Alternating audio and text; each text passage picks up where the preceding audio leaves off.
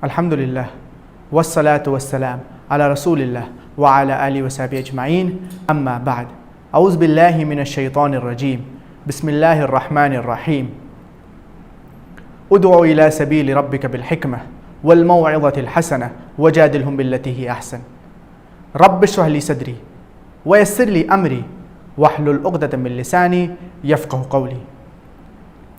I welcome all the viewers of the Peace TV network, that is the Peace TV English, the Peace TV Urdu, the Peace TV Bangla, as well as the Peace TV Chinese, as well as the people watching us on the social media platforms, that is YouTube, Facebook, Twitter and Instagram. I welcome all of you with the Islamic greetings. Assalamu alaikum wa rahmatullahi wa barakatuh.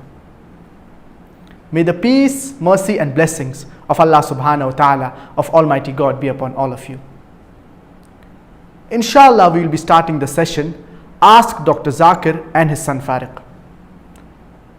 Inshallah, we will be starting season 3, session 4. And inshallah, I will answer to the questions that you have posed. So let's take the first question.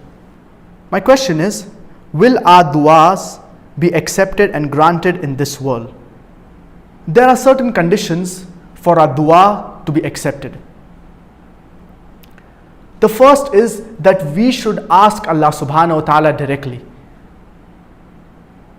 Our beloved Prophet Muhammad, peace be upon him, said, إِذَا سَأَلْتَ فَاسْأَلِ اللَّهِ, that when you ask help, ask from Allah subhanahu wa ta'ala. So we should ask Allah subhanahu wa ta'ala directly. We should not ask through someone. Many people, they go to the graves, they ask the dead, they think that these people, they will intercede on their behalf. But we should always ask Allah subhanahu wa ta'ala directly without any intercession. Allah subhanahu wa ta'ala, He is very close to us. He is closer to us than a jugular vein. And Allah subhanahu wa ta'ala says in Surah Baqarah, chapter number 2, verse number 186, وَإِذَا سَأَلَكَ عِبَادِي عَنِّي فَإِنِّي قَرِيبٌ. And when my servant calls upon me, say, I am near. I respond to the call of the supplicant. So we should ask Allah subhanahu wa ta'ala directly. The second is, we should know the greatness of Allah subhanahu wa ta'ala. We should know how great Allah subhanahu wa ta'ala is. If we know the greatness of Allah subhanahu wa ta'ala, we will be sincere in our dua and our supplication. The third is that we should not be hasty in our supplication. Our beloved Prophet Muhammad, peace be upon him, he said that Allah subhanahu wa ta'ala, He responds to the person as long as he is not hasty. So we should not be hasty, but rather we should be patient when we are asking anything from Allah subhanahu wa ta'ala. The fourth is that we should not involve in sins, especially the major sins. The more sins we do, the lesser chances that our dua, it will be accepted. And the fifth is that our income, it should be halal. We should not involve in things that are haram. Our food should be halal. What we drink, it should be halal. Our beloved Prophet Muhammad, peace be upon him, said that when a person goes on a long journey and he is tired and exhausted and he calls unto his Lord, but the food that he eats is haram, what he drinks is haram, what he wears is haram, how will Allah subhanahu wa ta'ala respond to him? So our income, it should be halal.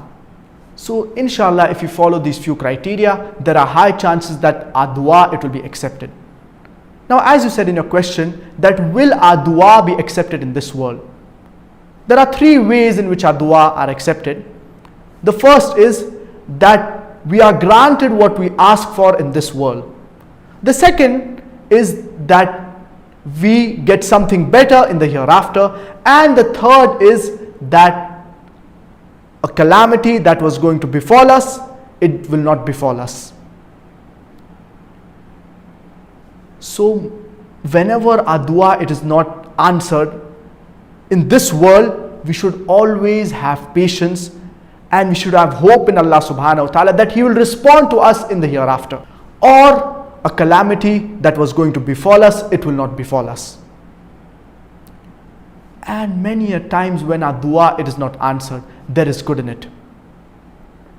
For example, you ask Allah subhanahu wa ta'ala for a bike, for a motorcycle.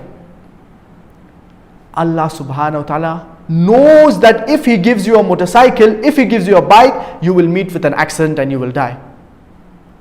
So Allah subhanahu wa ta'ala does not give you a bike. So there is good in it.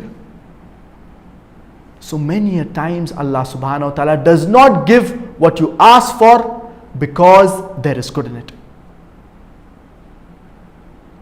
So we should always have hope in Allah subhanahu wa ta'ala, and even if our prayers they are not answered in this world, but inshallah in the hereafter our prayers it will be answered. And a believer, he always has hope in Allah subhanahu wa ta'ala.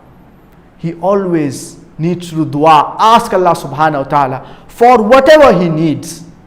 If his duas are not answered in this world, he will definitely have his share in the hereafter, and he will have something better in the hereafter.